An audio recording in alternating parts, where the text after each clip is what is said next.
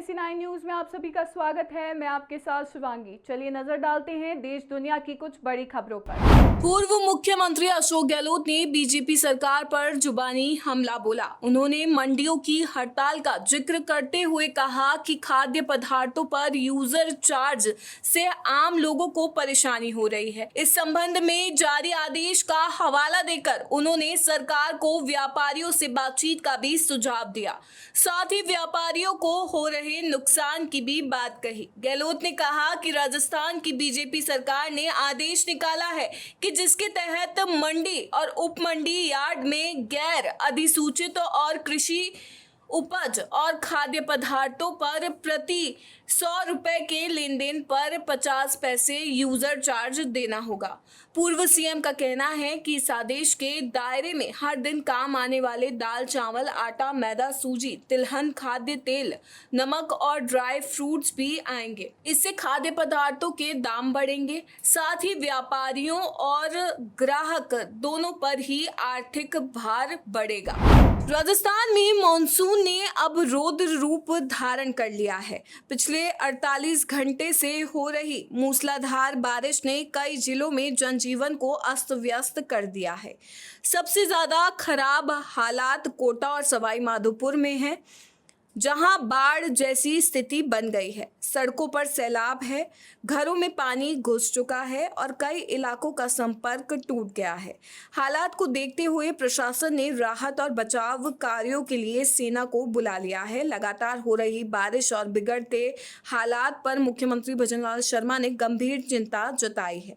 उन्होंने टोंक, कोटा, सवाई माधोपुर, बूंदी और दौसा के जिला अधिकारियों से फोन पर बात कर स्थिति की समीक्षा की।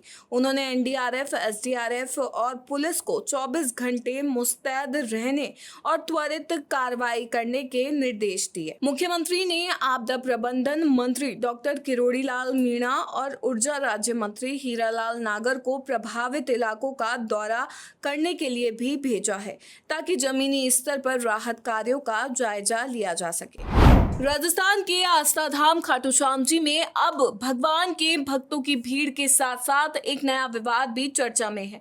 ये विवाद है अस्पताल चौराहे पर एक स्थायी गेट लगाने का।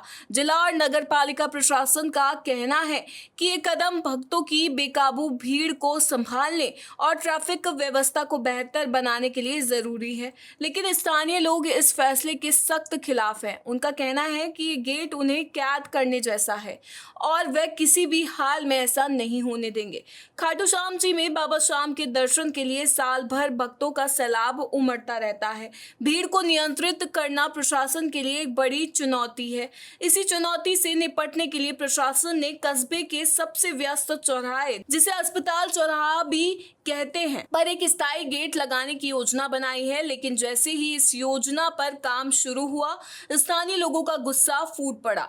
लोगों का सबसे बड़ा डर ये है कि ये गेट सिर्फ भीड़ के समय ही नहीं बल्कि हर समय लगा रहेगा, जिससे आम जनता की आवाजाही पर रोक लग जाएगी। स्थानीय लोगों ने आरोप लगाया है कि प्रशासन ये गेट लगाकर उन्हें उनके ही शहर में कैद करना चाहता है।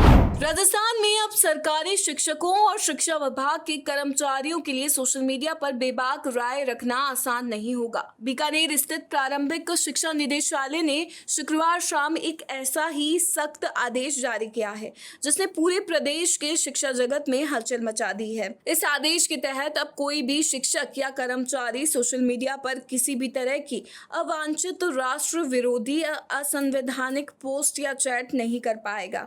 अगर किसी ने नियमों का उल्लंघन किया तो उस पर सख्त कार्रवाई होगी। यह आदेश प्रारंभिक शिक्षा निदेशक बीकानेर की तरफ से जारी किया गया है, जिसका सीधा असर राजस्थान के सभी जिला शिक्षा अधिकारियों और उनके अधीन काम करने वाले शिक्षकों पर पड़ेगा। आदेश का विषय साफ तौर पर बताता है कि ये सोशल मीडिया अकाउंट्स पर अनएथिकल, अवांछित व राष्ट्र विरोधी तथा संविधान विरोधी पोस्ट नहीं करने के संबंध में है। यह आदेश सरकार सरकार के एक पत्र के संदर्भ में जारी किया गया है। इसका मतलब साफ है कि यह फैसला किसी एक अधिकारी का नहीं बल्कि राज्य सरकार के स्तर पर लिया गया है।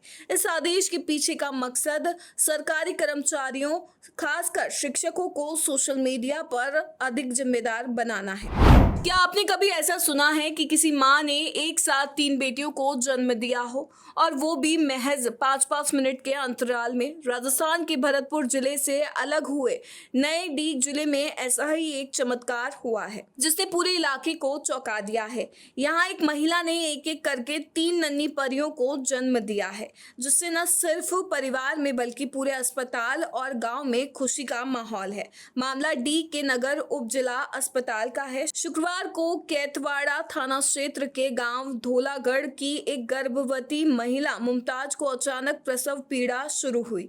पति साहिल फौरन उसे लेकर नगर के अस्पताल पहुंचे। मुमताज का 7वां महीना चल रहा था, इसीलिए ये एक प्री मैच्योर डिलीवरी का मामला था। राजस्थान में इस साल अच्छी बारिश हुई है और चारों ओर अच्छी फसल की उम्मीद जगी है, लेकिन अच्छी फसल के लिए सिर्फ पानी ही काफी नहीं होता, सही समय पर खाद मिलना भी जरूरी है। इसी बात को समझते हुए मुख्यमंत्री भजनलाल शर्मा ने किसानों के लिए एक बड़ा कदम उठाया है।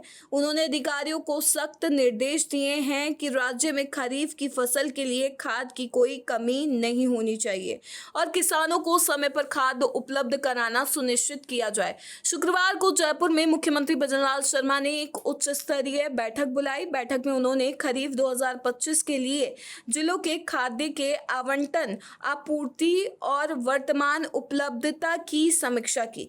इस दौरान कृषि एवं बागवानी मंत्री डॉक्टर किरोड़ी लाल मीणा के साथ कृषि, सहकारिता और अन्य विभागों के वरिष्ठ अधिकारी भी मौजूद थे। मुख्यमंत्री ने साफ शब्दों में कहा कि उनकी सरकार किसानों की समृद्धि और कल्याण के लिए पूरी तरह से प्रतिबद्ध है।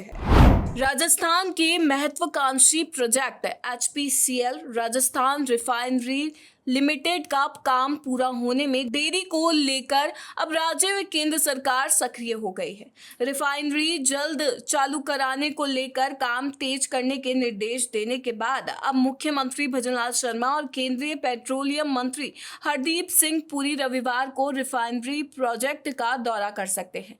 बाड़मेर के पचपदरा बालोतरा में 9 मिलियन मीट्रिक टन प्रति वर्ष क्षमता की लग रही रिफाइनरी में अलग अलग बन रही यूनिट को छोड़ लगभग सभी का काम 90% से ज्यादा पूरा ही हो गया है। लेकिन SR यूनिट का काम मात्र 68% पूरा होने रिफाइनरी चालू होने की अवधि बढ़ती चली जा रही है।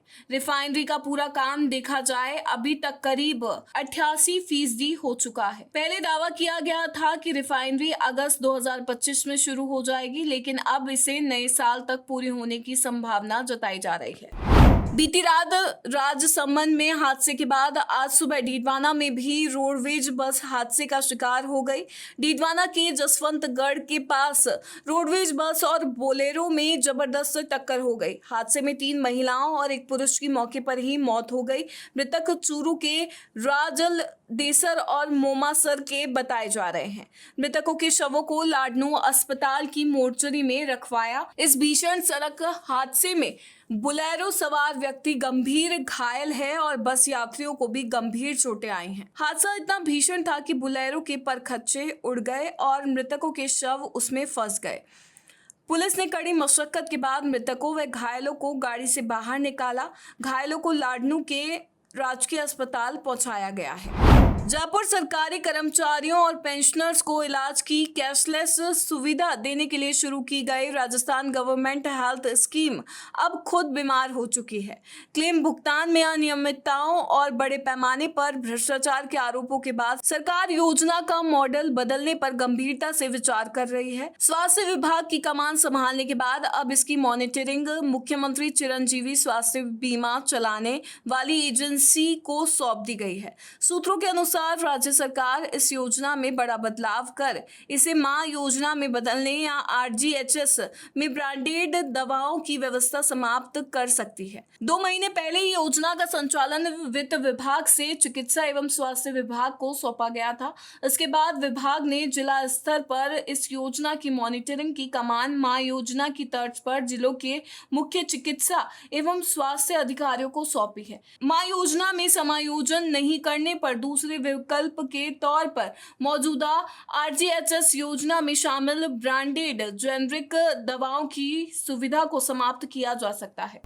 राजधानी जयपुर के साथ ही अजमेर व टोंक जिले की लाइफलाइन कहे जाने वाले बीसलपुर बांध से नया अपडेट सामने आया है। प्रदेश भर में कई जगह भारी बारिश के चलते बीसलपुर बांध में रफ्तार से पानी आ रहा है। ऐसे में आज बांध के 2 गेट और खोल दिए गए हैं।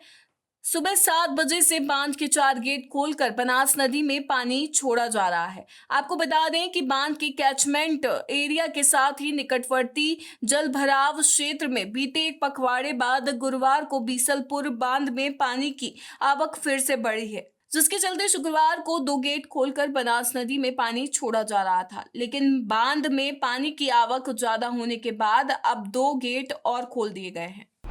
NSE9 न्यूज में फिलहाल इतना ही। आगे की खबरों से अपडेट रहने के लिए बने रहिए NSE9 न्यूज के साथ। नमस्कार।